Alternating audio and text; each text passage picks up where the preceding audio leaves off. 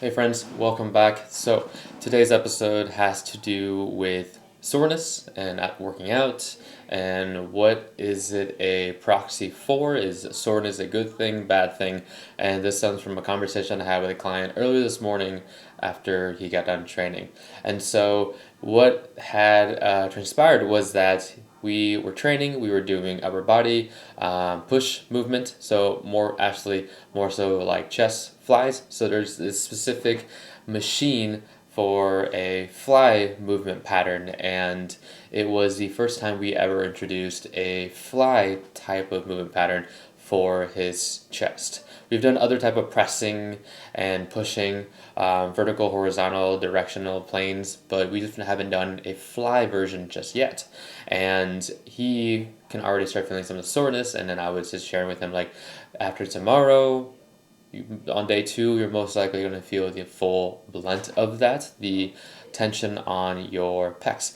And he made a comment being like, hey, if I feel the soreness, it would probably be a good indicator that it was well earned reward for the hard work of the workout. So soreness as a green light being good.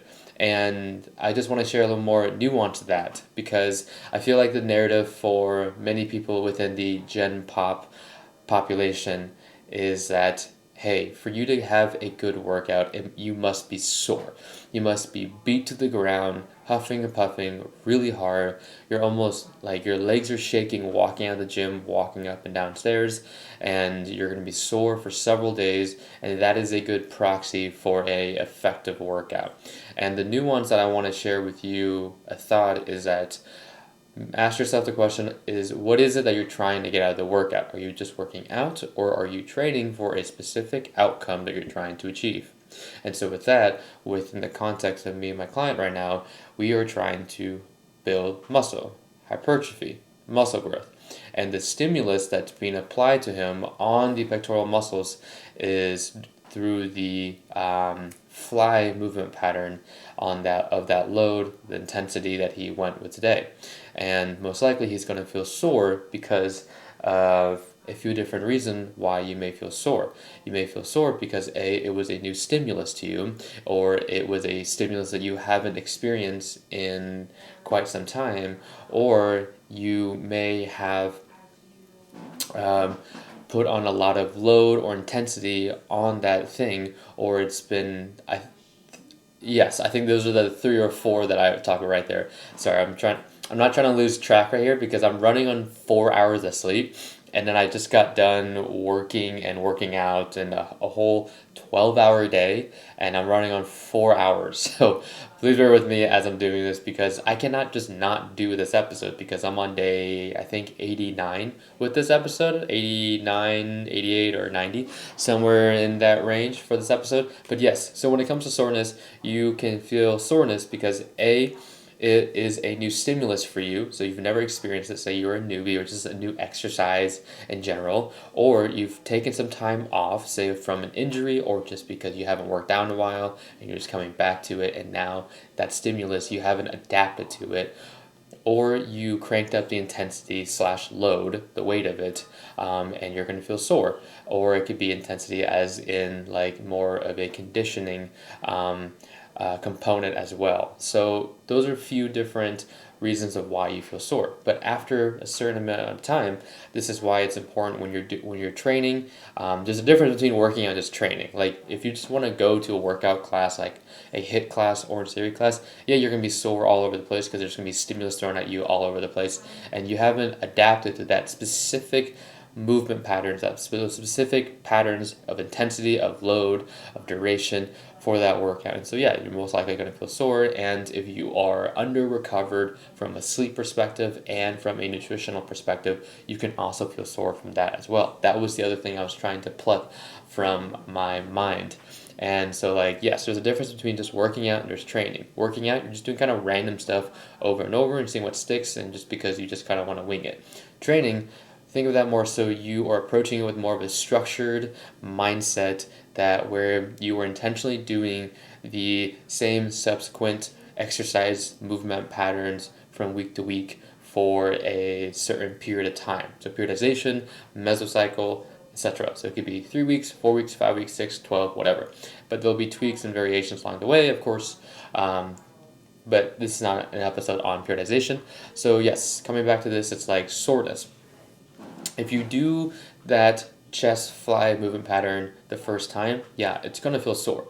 Now, if you do it repeatedly for the next 4 weeks, you're of course going to feel sensation or soreness of like muscle breakdown over time, but it won't be as severe as the first time, and it won't be to the degree that people are trying to tell you, hey, soreness is a good thing. And sometimes you don't feel sore.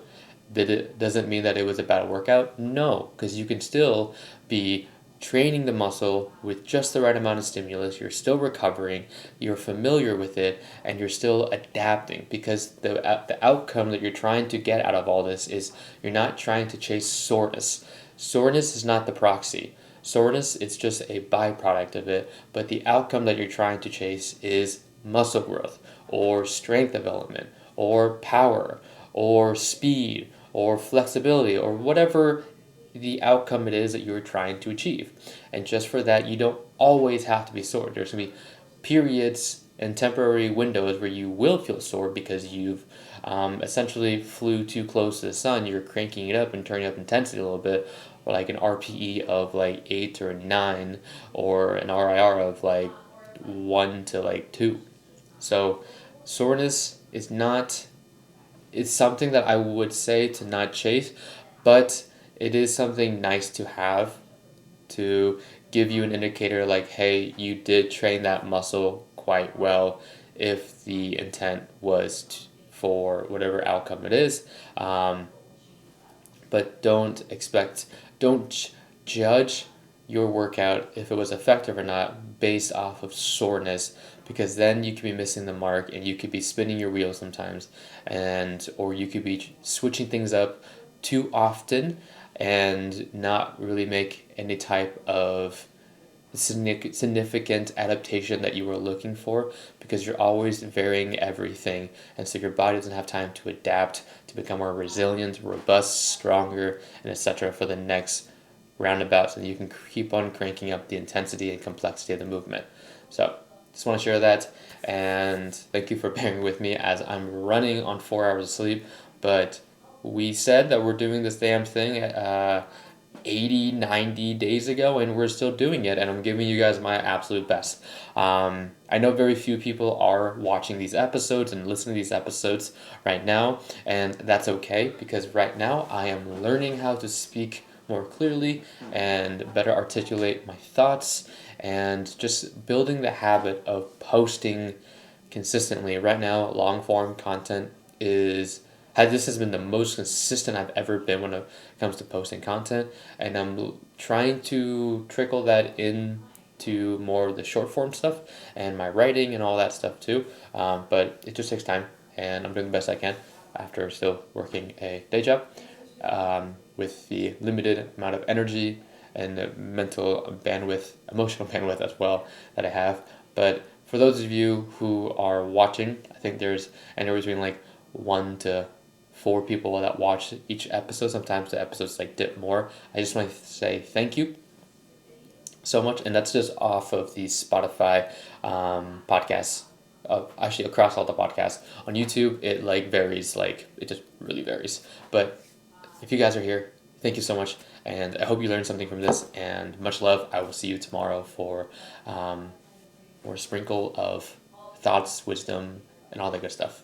All right, much love. Bye.